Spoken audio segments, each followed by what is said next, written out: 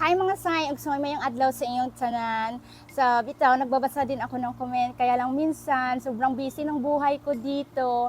Left and right yung inaasikaso ko kasi my motivation in my life is kwarta, kwarta, kwarta, kwarta. So bitaw mga Sai, ug nagbabasa din ako ng comment, tapos minsan lang ako nagre-reply. Minsan alam nyo, kapag may nagre-reply sa inyo na English speaking, ibig sabihin yun, yung darling ko yung naputi lagay. Siya yung nagre-reply kasi wala naman akong tinatago sa kanya, kaya alam niya yan, binabasa-basa niya yan. Minsan naluluding ako kasi pinatranslate niya sa akin. Lagi niyang sinasabi sa akin, ano daw yung meaning ng putig lagay. Sabi ko sa kanya, gwapo ka, gwapo. So ayan, o diba, para hindi na ako manusbid kaka-explain sa kanya, yun lang. Tapos ginugoogles niya yan, hindi niya maalam kung ano talaga meaning. Sabi niya sa akin, hindi talaga yan ang tamang meaning. Naisahan ko si Dudong. Ito pala yung comment. Sobrang bait mo talaga, Lods. Nanggaling po ito kay Mary June Andes Mirandela. Mega love shout out sa iyo, Sai. So, bitaw, sa totoo lang, itong comment na to, nag-comment sa doon sa video ko na about sa magkakapatid. Sa totoo lang, hindi naman talaga ako mabait na ate. I'm a big sister.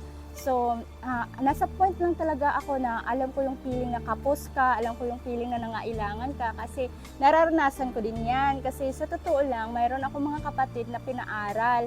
Tapos, kapag nagbibigay ako pang bayad ng tuition nila, I always ask ang resibo.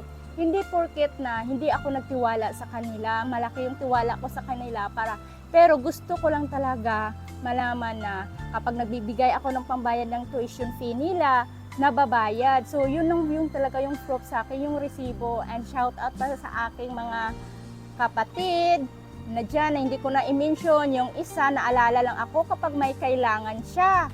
So, shout out sa'yo. Yung isa talaga updated yan sa akin. Siya po yung right hand ko. Siya po yung tagapagmana. Charot.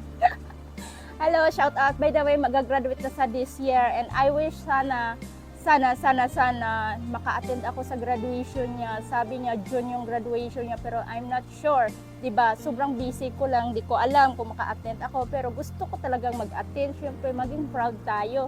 So ayan mga Sai ug Soy, syempre naman talaga napaka-busy ko lang naman tao kapag nakita ko na may kailangan siya in case of emergency.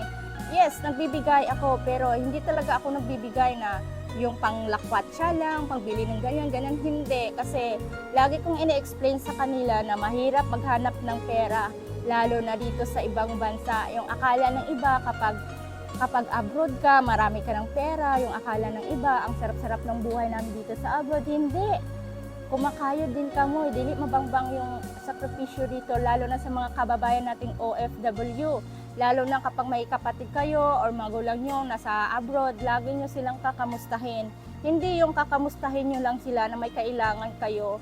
Always check your loved ones and also your family. Kasi sa totoo lang, Zay, napakahirap talaga yung buhay dito. Ang dami kong nakikita dito, lalo na mga OFW. Minsan, kapag nagsha-shopping ako, mayroon ako nakakita, nakahalubilo ng mga Pilipina, mga Pinoy, mga kapwa nating mga kababayan natin. Sinasabi nila, napakaswerte mo kabayan nyo kasi nakabungwit kag putig lagay. Sabi ko, hindi naman sa ganun kasi naging OFW din ako bago ako nagpadpad dito. Siguro, ewan ko, hindi naman talaga ako naniniwala sa sinasabing swerte. Kasi day, kung swerte lang talaga day, kung nakapungko ka lang bilog na adlaw day, walay gid swerte mo abot ninyo. Basta for me talaga, paningkamot. Inya na, and bonus na lang niya na binigay ni Lord sa akin si Dudong. Yes, binigay niya si Dudong sa akin, napaka-bless ko sa kanya. At dili po mabangbang kasi binigyan ako ni Lord na putig lagay na partner at napaka-maritis pa. Diyos mio, Marimar Santasissima. So, yun lang, and have a great day and God bless mga Zay ug Soy. And always remember, shout out sa lahat ng mga top fan ko.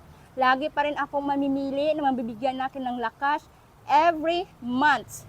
Kaya, mag-share lang kayo ng mga video ko, mag-comments, mag-like, baka kayo na ang maging top 1 sa aking dashboard at mabibigyan ko kayo ng lakas na pang kapi-kapi. Have a great day. God bless.